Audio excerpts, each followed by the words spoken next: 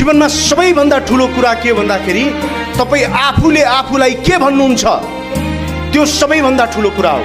तपाईँ आफूसँग के कुरा गर्नुहुन्छ त्यो सबैभन्दा ठुलो कुरा हो। Self talk is very important my friend.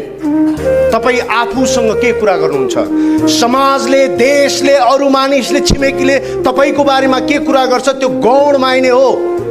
तपाईले आफूसँग कस्तो कुरा गर्नुहुन्छ त्यो बडा इम्पोर्टेन्ट कुरा छ। त्यही भएर मैले घरमा एउटा ऐना राखेको छु। त्यही भएर म अहिले त्यो एउटा मेरो घरमा ऐना राखेको छु। कहिलेकाहीँ बिहान उठेर त्यो ऐनामा हेर्छु अनि म आफू बडा सुन्दर देखिन्छु। त्यो सुन्दर देखिएको बेलामा म आफैलाई भन्छु त यति राम्रो मान्छे, यति राम्रो देखिएको मान्छे, तैँले नराम्रो काम गर्नु हुँदैन बाबु। कुनै दिन त्यही ऐनामा म कस्तो घिनलाग्दो देखिन्छु अनि मैले भन्छु ओहो मेरो यो नराम्रो रूप लुकाउनलाई भए पनि मैले राम्रो काम गर्नुपर्छ, त्यही भएर म फेरि राम्रो काम गर्छु।